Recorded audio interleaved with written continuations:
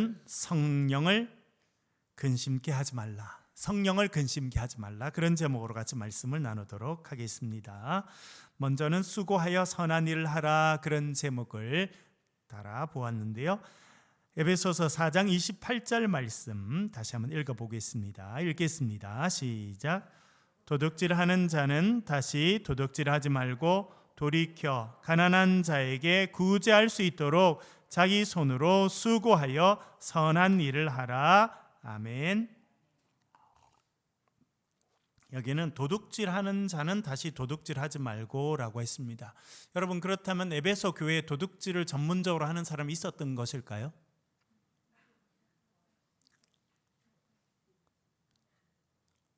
있었을까요? 없었을까요? 있었다. 그러니까 도둑질하는 사람들 도둑질하지 마라 이렇게 써놓은 게 아닌가. 그렇죠? 뭐 그럴 수 있습니다. 혹은 제가 생각하지 못해도 그런 일을 하고 있는 사람이 있을 수 있습니다. 자기는 그렇게 생각하지 않아도. 예를 들어 그 당시 예수님 당시 그리고 바울 당시에 세리들은 그런 손가락질을 많이 받았습니다. 세리들은 어떻게 했냐면 그 당시 로마 정부가 다스리고 있지 않았습니까? 물론 이 지역은 이제 에베소 지역입니다만 식민지죠. 여전히 로마의 식민지입니다. 예루살렘도 마찬가지고 이 편지를 보낸 에베소도 마찬가지고 식민지에서 일어나는 일은 똑같았습니다. 로마 사람들은요, 관용이라고 하는 것이 가장 중요한 가치 중에 하나였습니다. 관용, 좀 있는 그대로 놔둔다는 겁니다. 두 가지는 그대로 놔두지 않았습니다. 하나는 군사권, 군사적인 권한은 로마, 지금 이탈리아 로마에 있는 로마에서 다 갖고 있었습니다. 그래서 딴 데는 군사를 일으킬 수가 없었습니다. 그래서 식민지 전체에다가 로마 군인들을 파송해서 로마 군인들이 질서를 잡도록 했습니다. 군사권은 딱 붙잡고 있었습니다. 그 다음에는 세금 권한은 꼭 갖고 있었습니다. 이 군사적인 권한과 세금 관련된 것은 로마가 딱 붙잡고 있었지만 나머지는요, 이 사람들은 다 놔뒀습니다. 왕도 그대로 놔둡니다. 물론 자기들이 원하는 방으로 교체하지만 놔두고, 제사를 드리는 것도 놔둡니다. 종교, 언어, 문화, 풍습 다 놔뒀어요. 그렇기 때문에 로마가 오래 갈 수 있었어요. 이 물 건너 있는 나라 아시죠? 우리나라도 식민지 삼고 했던 나라는 그만큼 지혜가 없었던 거예요. 그래서 우리 이름을 바꾸고, 그렇죠? 성을 바꾸고, 말을 바꾸고, 민족의 모든 것을 바꾸려고 하니까 극한 저항에 직면할 수밖에 없어서 스스로 무너지게 된 것입니다. 그러니까 로마를 좀 공부하고 했었어야 되는데 공부한 사람이 별로 없었었나 봐요. 물 건너 있는 나라에서는. 로마는요, 관용이라고 하는 생각을 갖고 있었습니다. 그래서 군사권 그리고 세금을 거두는 권한, 그 두 가지 외에는 대부분은요 그대로 놔뒀습니다. 그래서 사람들이 로마가 지배하고 있는지 지배하고 없는지를 많은 사람들은요 느낄 수가 없었어요. 그런데 세금은 어떻게 걷었느냐? 예를 들어 대구의 세금이 예를 들어 1년에 100만 원이라고 해봅시다. 그러니까 대구 전체가 100만 원을 세금을 내야 돼요. 근데 대구 안에 세금을 걷는 사람들이 있습니다. 이 사람들이 자기 호주머니에서 100만 원을 딱 해서 로마에다가 주고 말아요. 그러면 로마는 나머지는 알아서 하도록 놔뒀어요. 그러니까 자기가 주머니에서 100만 원을 먼저 해서 세금을 다 냈습니다. 나머지 세금 걷는 권한은 자기가 갖고 있습니다. 그럼 어떻게 하느냐? 한 사람당 10원씩 내야 될 거를 15원씩 걷는 거예요. 그래서 자기가 낸 세금을 다 제하고 나머지를 자기가 가질 수 있었습니다. 여러분, 사람이라는 게 욕심이 한이 있습니까? 한이 없습니까? 처음에는 양심이 많이 움직여서 10원, 한 사람당 10원 받으면 10원에다가 한 1원쯤 더 하는데 나중에 2원 더 하고 3원 더 하고 4원 더 하고 이렇게 하게 되거든요. 그렇게 해도 내가 로마에 다 세금을 내고 로마 정부에서 나를 도와주기 때문에 다른 사람들이 불만이 생겨도 나를 어떻게 할 수 없다는 걸 알게 되면 사람들이 그렇게 하게 되거든요. 그래서 어찌 보면 예수님 당시 또 바울이 활동하던 시대의 많은 식민지에서 가장 죄인으로 취급받았던 사람 중에 한 명이 누구입니까? 세리죠. 그 중에 세리장이 있었습니다. 세리 전체를 관할하는 세리장. 죄인이었겠습니까? 아니었겠습니까? 죄인 중에도 죄인으로 취급받았습니다. 그 죄인 중에 죄인으로 취급받았던 세리장 이름이 성경에 등장합니다. 누구입니까? 삭개오죠. 누가복음 19장에 보면 삭개오, 자카이라고 하는 히브리에서 그 이름이 나왔는데 순결하다, 깨끗하다 그런 이름을 갖고 있습니다. 그러나 사람들은 다 그 사람 보고 도둑놈이라고 손가락질하고 살았습니다. 그가 예수님을 만나게 되죠. 뽕나무 위에 올라가 있는 삭개오에게 삭개오야 내려오너라, 내가 오늘 너의 집에 유하여야겠다라고 말씀하십니다. 예수님께서 삭개오 집에 가자 사람들이 손가락질했습니다. 어떻게 저 예수라는 사람은 죄인 중에 상죄인의 집에 들어갈 수 있느냐? 저렇게 더러운 인생의 집에 어떻게 갈 수 있느냐? 사람들이 그렇게 비난하였습니다. 그런데 예수님을 만난 삭개오는 완전히 바뀝니다. 그래서 그가 이렇게 이야기하잖아요. 주님 보십시오. 제 소유의 절반을 떼서 가난한 자들에게 나눠주겠습니다. 그리고 제가 누구 것을 도둑질한 적이 있다고 하면 4배나 갚겠습니다 라고 말합니다. 그래도 예수님께서 오늘 구원이 이 집에 이르렀다. 저도 이제 아브라함의 자손이다 라고 말씀하십니다. 본문으로 다시 돌아오면요, 도둑질하는 사람도 어떤 사람은 도둑질 하는지 안 하는지 잘 알지 못하고 그 일을 하는 사람도 있었다는 것입니다. 이 세상도 마찬가지입니다. 내가 꼭 그렇게 마음 먹지 않아도 악한 일에 동참하게 될 수도 있거든요. 도둑질하는 자는 다시 도둑질하지 말고 돌이켜 가난한 자에게 구제할 수 있도록 자기 손으로 수고하여 선한 일을 하라, 그렇게 말해주고 있습니다. 돌이키라 무슨 뜻입니까? 턴하는 거죠. 여러분 운전해 보셨죠? 지난주에 김의성 목사님이 잠깐 오셔서 설교하셨잖아요. 저녁에 밥을 먹었어요. 그래서 대구를 떠난 지 2년쯤 됐거든요. 그리고 다시 대구에 와서 보니까 좌회전이 안 되는 데가 너무 많더라. 그 이야기를 똑같이 하더라고요. 저도 그렇게 느꼈거든요. 대구는 직진이에요. 보니까 좌회전은 안 합니다.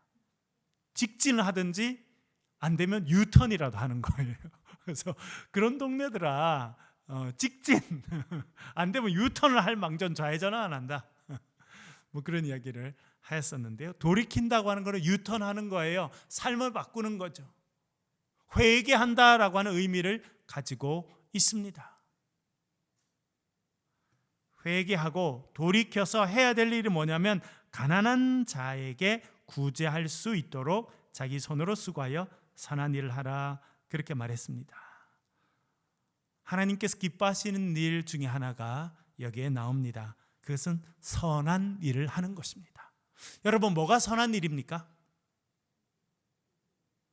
어떤 게 선한 일입니까? 여러분, 우리가 참 어려운 질문이지만 늘 던지고 살아야 될 질문이 이거예요. 뭐가 선한 일이냐는 거예요. 땅 투기하는 거 선한 일입니까? 악한 일입니까? 선한 일입니까? 악한 일입니까? 악한 일인가요? 선한 일인가요? 헷갈려요. 그렇죠? 교회에서 땅을 넓게 사는 거 좋은 일입니까? 나쁜 일입니까? 좋은 일이에요? 나쁜 일이에요, 여러분? 판단하기 어려울 때가 있는 것도 사실입니다. 그래서 우리가 생각해야 되는 겁니다. 내가 하는 행동이 선한 일인지 나쁜 일인지. 하나님 기뻐하시는 일인지 기뻐하시지 않는 일인지 때때로는 판단하기 어려울 때도 있습니다.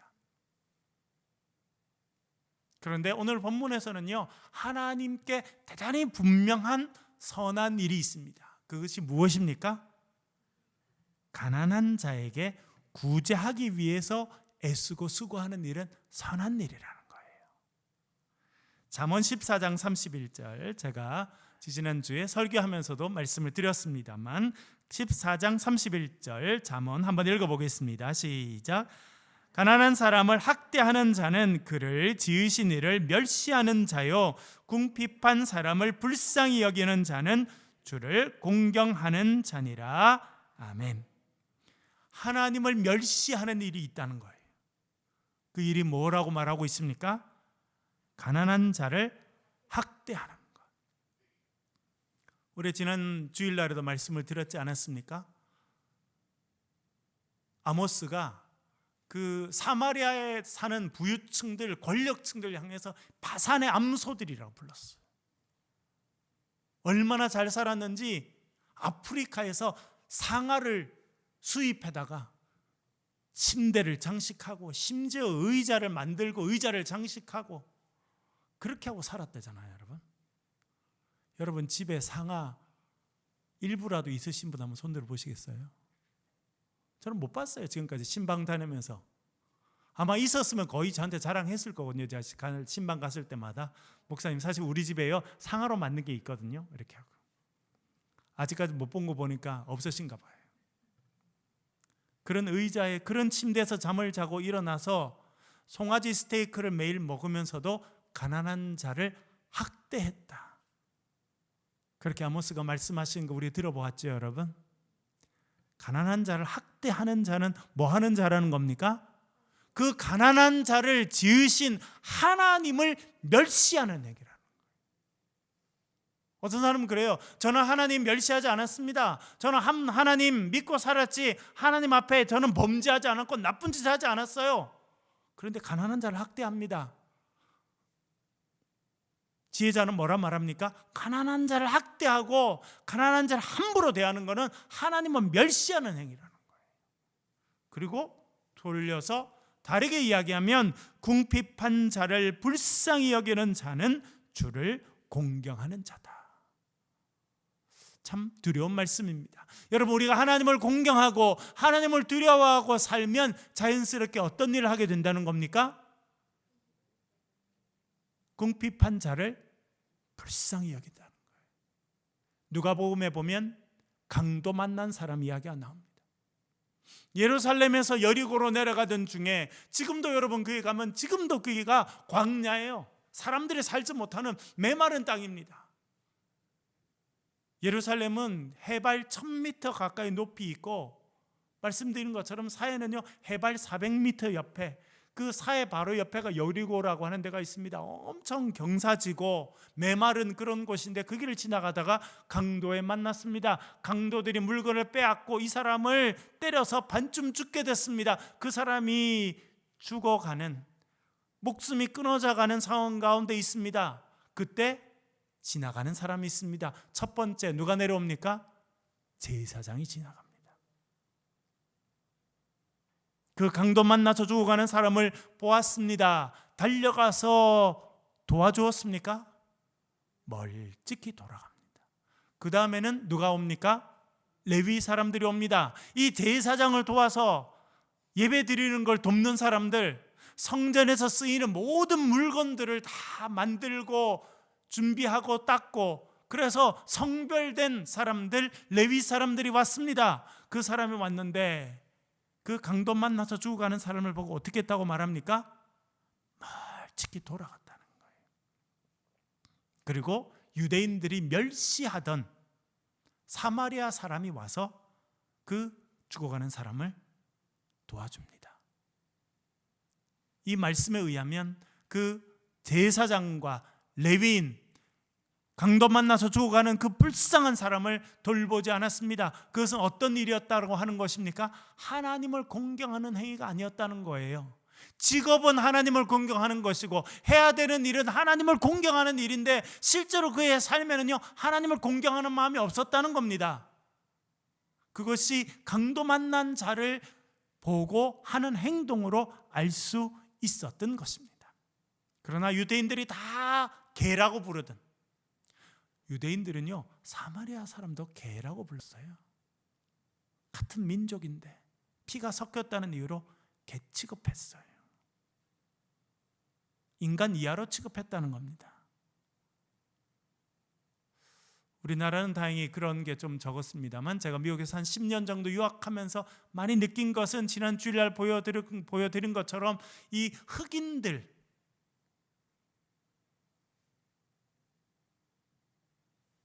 노예 사냥꾼에 의해서 끌려와서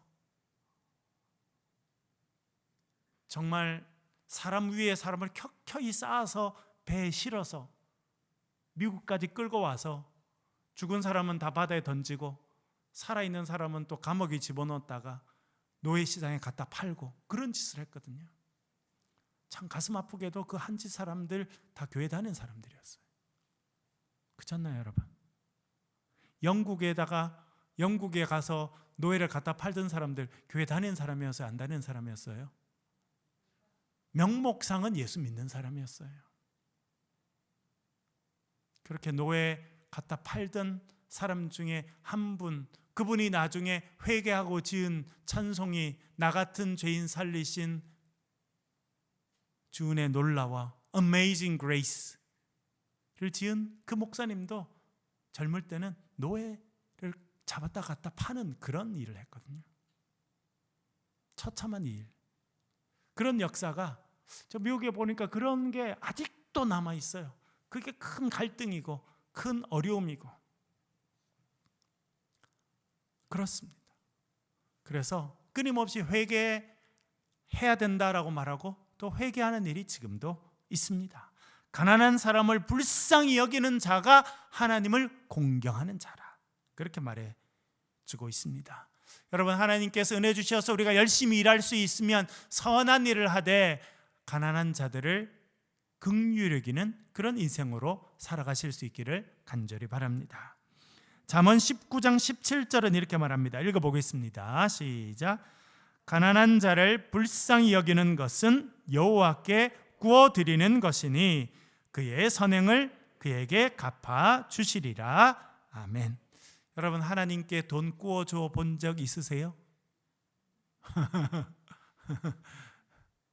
어릴 때 우리 아이들 보면 저도 친구들한테 야, 나 10원만 50원만 빌려줘, 나 과자 사 먹어야 되는데 뭐 이렇게 쭈쭈 하나 사 먹어야 되는데 돈이 없어가지고, 뭐 대학 다닐 때도 그렇죠, 이렇게 친구들한테 식권도 빌리기도 하고, 저 기숙사 살면서 식권이 없으면 야, 식권 좀 빌려줘, 내가 다음에 줄게. 그래서 빌려서 밥도 먹고 다음에 또 갚기도 하고 그랬거든요. 참 잠언의 지혜자는 지혜가 있습니다. 그래서 우리에게 이렇게 말합니다. 가난한 자를 불쌍히 여기는 것은 뭐 하는 거라는 겁니까? 하나님께 구워드리는 거예요. 공짜 있습니까? 없습니까? 하나님을 섬기는 일에도 공짜 있어요? 없어요? 없어요. 없어요. 여러분, 하나님 일하는 거 공짜 없습니다. 그거를 믿고 사셔야 돼요.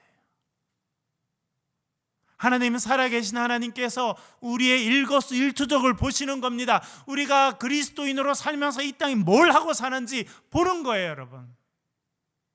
가난한 사람들에게 하나님 주신 것을 나눠주고 내 시간을 드리고 내 마음을 주는 것은요, 하나님께 구워드리는 거라는 거예요. 하나님 앞에 저축하는 거예요. 하나님께서 어떻게 하신다고 말씀합니까? 그의 선행을 그에게 갚아주실 것이다. 영어로 payback. 하나님께서 이자까지 쳐서 돌려주신다는 거예요. 제가 유학하던 중에 청년들을 이렇게 가르쳤습니다. 금요일 저녁마다 집회를 하고 주일날 예배 드리고 오면 청년들, 제가 세일을 조직해서 청년들 세일을 만들고 그렇게 했어요. 열심히, 나름대로 열심히 했습니다. 명절 되면 저희 집에 불러가지고 만두 막 만들어서 먹이고, 금요일날 저녁 집회하면서 제가 자주 그 청년들에게 도전했습니다. 여러분, 우리나라 청년들도 지금 전부 다 아르바이트 하잖아요. 그러니까 뭐 당연히 또 그렇게 해야 된다고 생각하고, 또 미국은 뭐 완전히 그렇죠. 조금이라도 뭘 해야 되면 반드시 보상을 해야 되고 돈을 받아야 되고, 그게 너무 당연합니다. 근데 제가 청년들은 그랬어요. 너희들 앞으로 결혼해서 살면 처자식도 먹여 살려야 되고 자식 교육도 해야 되니까 당연히 열심히 일해야 되고, 일한 만큼 보상을 받고 또 그거 수입으로 자식들도 먹이고, 그 기본 생활을 해야 되니까 평생 돈 벌고 살아야 된다. 그런데 청년 때, 대학생 때 나에게 보상이 주어지지 않지만, 눈에 보이는 보상이 주어지지 않지만 하나님 기뻐하시는 일에 시간과 에너지를 드릴 수 있으면 좋겠다라고 제가 도전을 했어요. 그게 뭐 몇 주가 되든 한두 달이 되든 3, 4개월이 되든 반년이 되든 1년이 되든 그렇게 나에게 직접 보상이 주어지지 않는 그런 일에 여러분들이 에너지와 시간을 쓸 수 있으면 좋겠다. 제가 그렇게 도전했는데 수십 명이 있었습니다만 딱 한 명 마음 먹고 제 이야기를 들었어요. 그래서 그 친구는 나중에 대학 다니던 중에 휴학을 하고 아프리카 에티오피아에 갔습니다. 에티오피아에 가면 우리 서울에 있는 아주 큰 교회에서 에티오피아 정부의 부탁을 받아서 큰 병원을 세워줬어요. 그리고 의과대학까지 세워서 그 나라 에티오피아에서 제일 좋은 병원과 의과대학을 서울에 있는 어느 교회에서 세웠습니다. 그러니까 한국의 의사들도 가고 교수들 뭐 많은 분들이 가 있을 거 아니에요. 또 에티오피아 사람들이 있는데 그 가운데서 통역할 사람이 필요했어요. 이 친구는 영어도 잘하고 한국말도 잘하니까 가서 그런 행정적인 일을 했던 거예요. 제가 있을 때 한 게 아니라 저는 이제 거기서 떠나서 박사과정 공부하던 중에 나중에 그런 일을 했다는 걸 들었어요. 그 청년 요즘에도 저랑 연락 주고받고 있는데 하나님께서 그 청년의 삶에 진짜 오늘 본문에 나온 것처럼 그의 선행을 갚아주시는구나 하는 것을 제가 느끼게 됩니다. 6개월인가 그 에티오피아 병원에 가서 무료로 봉사했어요. 돈 받지 않았잖아요. 월급 안 받고 지냈거든요. 그 친구가 대학원을 졸업하고 난 다음에 우리나라 LG 미국 지사에 근무를 시작했어요. 한참 있다가 목사님 기도해 달라고 그래서 이직을 해야겠대요. 그래서 어디 갈 건데 그랬더니 몇 군데 내놨는데 기도해 달라고 그래서 기도했어요. 그래서 폭스바겐이라는 회사, 독일 회사 아시죠? 자동차 회사에 갔어요. 엄청 좋은 조건으로 갔어요. 최근에 또 연락 왔어요. 미국의 전기 자동차. 지금 여러분 우리 이제 저도 뭐 기름 넣는 자동차 쓰고 있습니다만 이제 기름 넣는 자동차는 점점 없어지고 다 전기차로 돌아가잖아요. 그래서 지금 전 세계 시장 차들이 다 전기차를 개발하는 그게 아주 그냥, 그리고 뭐 테슬라라고 하는 회사는 토요타가 차를 20대 생산할 때 이 회사는 차를 한 대 생산하는 회사예요. 그런데 기업 가치는 토요타보다 훨씬 더 커요. 왜냐하면 사람들이 미래 산업이 거기 있을 줄 알고 그 회사에다 돈을 계속 집어넣어가지고, 아니 토요타가 20대 만들 때 이 회사는 차 한 대밖에 안 만드는데 기업 가치는 토요타보다 훨씬 더 크다니까요. 그러니까 지금 미래 사회가 지금 그렇게 가고 있잖아요. 전기차 회사 쪽으로 쫙 가요. 얼마 전에 기도해달라고 해서 뭘 기도해달라고 그랬더니 전기차 회사에서 자기 보고 오라고 스카우트 제의가 있다는 거예요. 한두 군데가 아니래요. 무슨 말씀을 드리려고 하냐면 여러분, 하나님께서 기뻐하시는 일에 우리의 삶을 드리는 것은 하나님께서 기억하시고 우리의 삶의 은혜로 채워주신다고 하는 것을 여러분 믿으실 수 있기를 간절히 바랍니다. 그래서 가난한 자에게 주는 건요, 그 사람이 나에게 갚아줄 수 없잖아요. 그래서 좋은 일이에요. 내가 하나님 주신 것 가운데 소중한 일부를 내서 그 사람에게 줬는데 그 사람 갚을 힘이 없어요. 그러면 그게 자동으로 어떻게 되는 거예요? 그거는 하나님께 구워드리는 일이 된다는 거예요. 여러분 열심히 일하셔서 하나님 기뻐하시는 선한 일들을 하실 수 있기를 간절히 바랍니다. 하나님께서 올해 우리 교회에게 은혜 주셔서 물된 동산이 되게 하실 텐데, 물된 동산이 되는 것은요, 우리가 잘 먹고 잘 살자고 하는 게 아니에요. 우리를 통해서 하나님의 은혜가 주위의 사람들에게로 흘러가는 인생이 될 때 우리가 물된 동산의 인생이 될 줄로 믿습니다. 여러분, 하나님 앞에 가셔서 뭘 자랑하시겠어요? 너 이 땅에서 내가 보낸 인생 가운데서 뭘 하고 살아왔냐? 예, 아파트 끊임없이 살다 왔습니다. 아파트 사니까 1억 됐다가 5억 됐다가 10억 돼가지고 계속 아파트 그냥 빚 갚다가 왔습니다. 좋아하시겠어요, 하나님께서? 그런데 그렇게 사는 사람은 너무 많아요. 딴 일 아무것도 못합니다. 왜? 그게 다 묶여가지고. 여러분, 하나님 앞에 가실 때가 가까웠다고 생각하시면 더 하나님께서 기뻐하시는 일에 여러분의 에너지와 삶을 투자하실 수 있기를 바랍니다. 그러면 어떤 일을 더 해야 되느냐? 오늘 에베소서 4장 32절도 이렇게 말합니다. 읽어보겠습니다. 시작. 서로 친절하게 하며 불쌍히 여기며 서로 용서하기를 하나님이 그리스도 안에서 너희를 용서하심과 같이 하라. 아멘. 여기 보면 가난한 자를 불쌍히 여기는 것은 하나님께 구워드리는 것이니 그의 선행을 주님께서 갚아주실 것이다, 그렇게 말했죠. 하나님께서 기뻐하시는 선행이 또 오늘 본문에 나와 있습니다. 그건 뭐냐면 서로를 친절하게 대해주라는 거예요. 그리고 불쌍히 여기라는 겁니다. 그리고 서로를 용서하기를, 하나님이 그리스도 안에서 우리를 용서해 준 것 같이 너희를 용서해 준 것 같이 해라, 그렇게 말합니다. 여러분, 어떤 이야기냐면 우리가 이번에 셀 모임으로 같이 모였습니다. 서로 생각하는 게 달라요. 서로 모습도 다 다릅니다. 여러분, 자식들이 좀 크니까 내가 배 아파서 난 자식이지만 마음에 안 드는 게 있든가요, 없든가요? 있어요, 없어요? 너무 큰 소리 이야기 안 하셔도 다 알아들을 수 있는데 너무 큰 소리 이야기 감사합니다. 있죠, 그렇죠? 여러분, 여러분이 10달 동안 뱃속에 있다가 여러분들이 숟가락으로 밥 먹여서 젖 먹여서 키운 애들도요, 마음 안 들 때 있어요. 근데 전혀 나랑 상관없는 사람이 나랑 만나면, 그것도 50년, 60년, 70년 살다가 만나면 마음 안 드는 부분이 있겠어요, 없겠어요? 있는 게 정상이에요, 없는 게 정상이에요?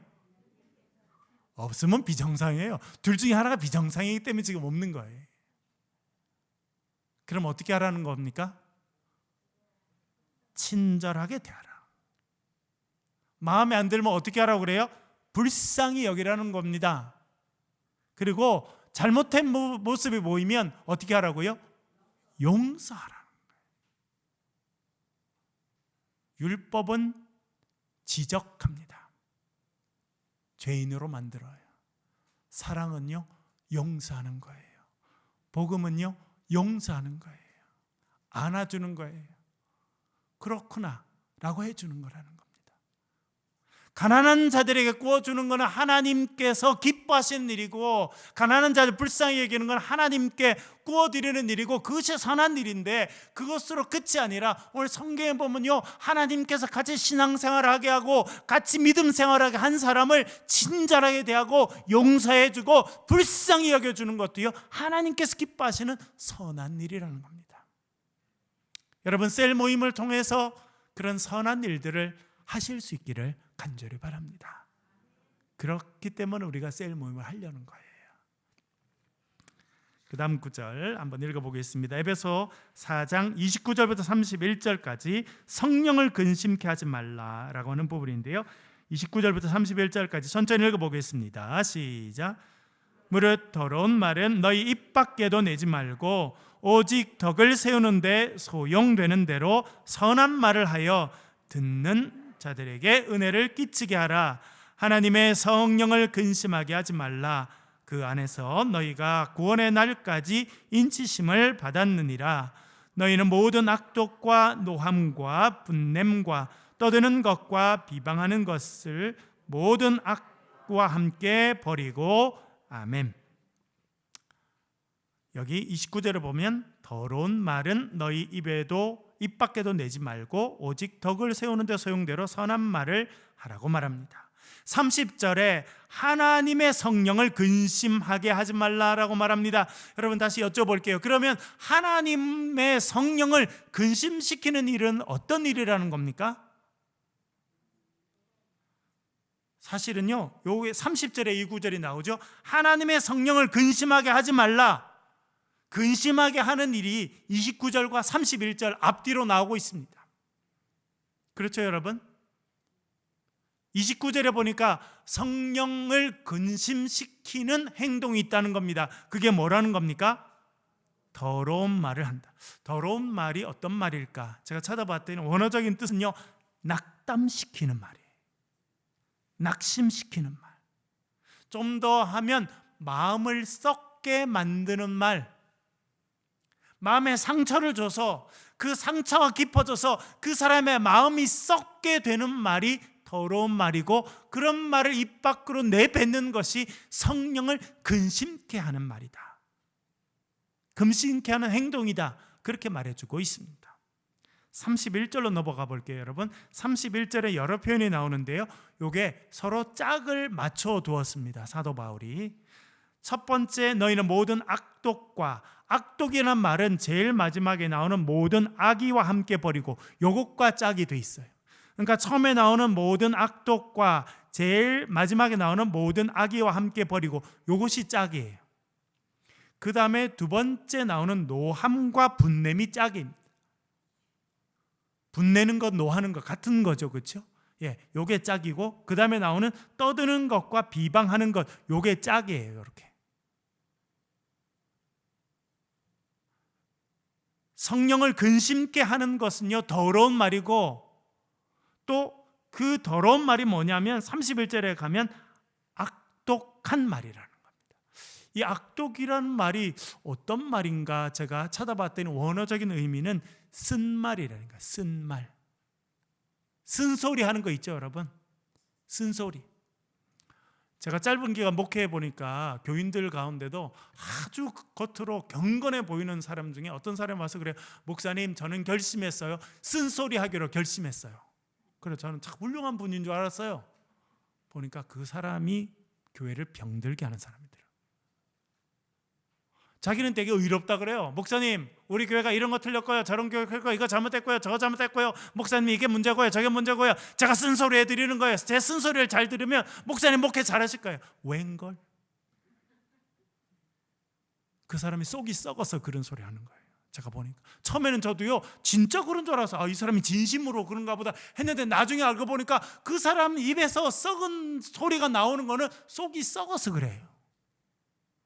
생명이 없어요. 자기 아내가 다 썩었어요. 그래서 나오는 말이 썩은 말밖에 없는 거예요. 그래 쓴소리밖에 없어요. 그래서 쓴소리를 하면, 자기 쓴소리를 들으면 목회도 잘 된다 그러고 교회가 잘 된다 그러는데, 내가 보니까 그 사람이 교회를 제일 병들게 하더라고요.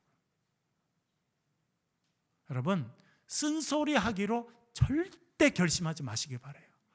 사탄이 기뻐하는 사람이 그런 사람이 아닐까, 그런 생각을 해봅니다. 주님, 제 입술에서 쓴 말을 제거해 주시고 생명의 말, 단말을 허락해 주십시오라고 기도하실 수 있기를 바랍니다. 이스라엘 백성들이 광야를 걷다가 마라를 만납니다. 물이 있어서 사람들이 달려가서 물이 있다 하고 목마른 백성들이 마셨는데, 물을 마실 수 있어요, 없어요? 없죠. 왜 그래요? 그 물이 쓴물이에요. 마라의 물이에요. 마라의 물은 먹으면요, 죽어요.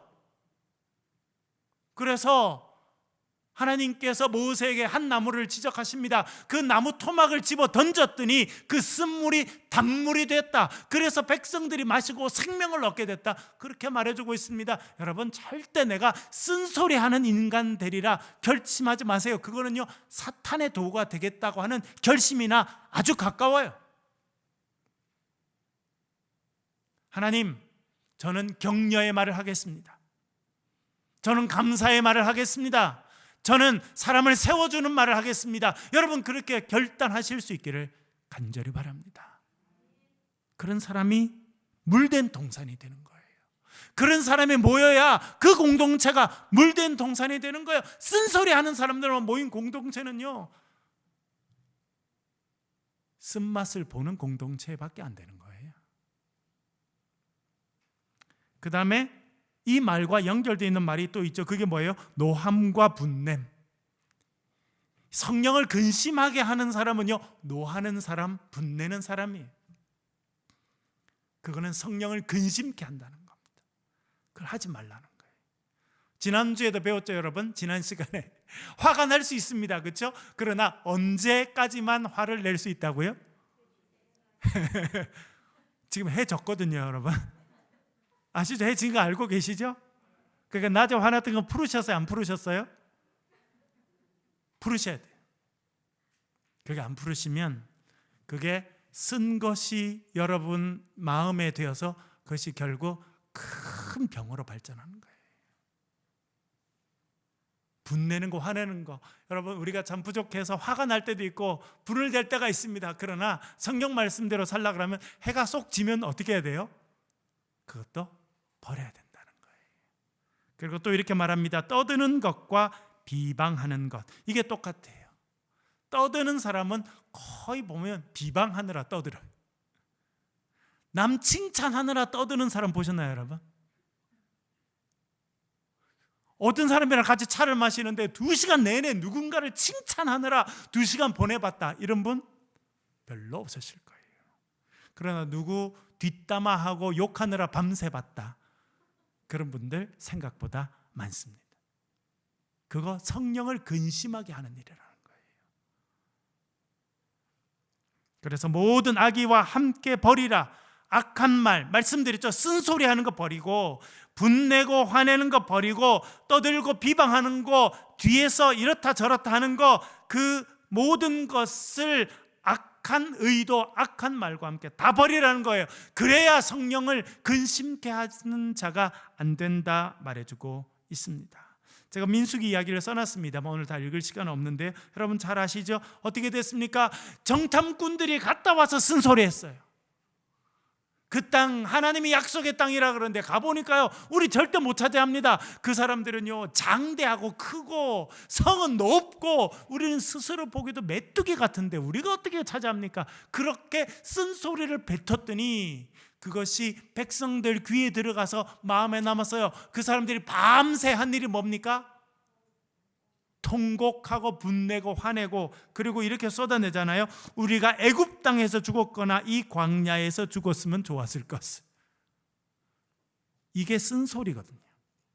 쓴말을 들으면 그것이 우리의 마음에서 더 자라나서 쓴소리가 나옵니다. 그들이 말하죠. 우리가 애굽에서 죽었거나 이 광야에서 죽었으면 좋았을 걸. 애굽에서 죽을 기회는 놓쳤죠. 살아서 나왔으니까요. 무슨 기회만 남았어요? 광야에서 죽을 기회만 남았죠. 그래서 이렇게 말한 사람들은 그 말대로 광야에서 다 죽었습니다. 그래서 쓴소리를 듣지 않는 게 중요하고, 그래도 들렸더라고 하면 여러분 마음속에서요, 그거를 없애버려야지.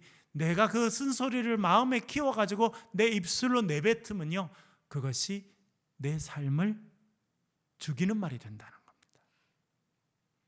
오늘은 성령을 근심케 하지 말라, 그렇게 말씀드렸습니다. 그것은 다시 말하면 우리의 생명을 빼앗는 그런 악한 말들, 분노하는 것들, 떠들고 비방하는 그런 것들로 성령을 근심하게 하지 말라라고 한 말씀으로 우리가 이해하겠습니다. 여러분, 성령을 근심시키는 사람들이 아니라 가난한 자들 주의 이름으로 돕고, 주위에 있는 사람들에게 친절하고 긍휼을 베풀고 용서함으로 하나님 기뻐하시는 선행을 향하며 살아가는 저와 여러분 되실 수 있기를 주의 이름으로 간절히 축원합니다. 우리 한번 기도하겠습니다. 기도하실 때, 하나님, 우리가 성령을 근심케 할 때가 있었습니다. 우리의 거친 말로, 믿음 없는 말로, 분내는 말로, 악한 말로 성령을 근심케 할 때가 있었습니다. 하나님, 우리를 용서하여 주시고 주의 이름으로 가난한 자들을 도우며 친절하게 대하며 긍휼을 베풀어 주므로 하나님 기뻐하시는 선행을 행하는 주의 백성들 되게 해달라고 기도해 주시고, 이번 주에 진행되는 우리 영어 성경 공부를 위해서, 우리 다음 세대 중고등부 예배를 위해서, 셀 모임을 위해서 시간 동성으로 같이 한번 기도하겠습니다. 기도하십시다.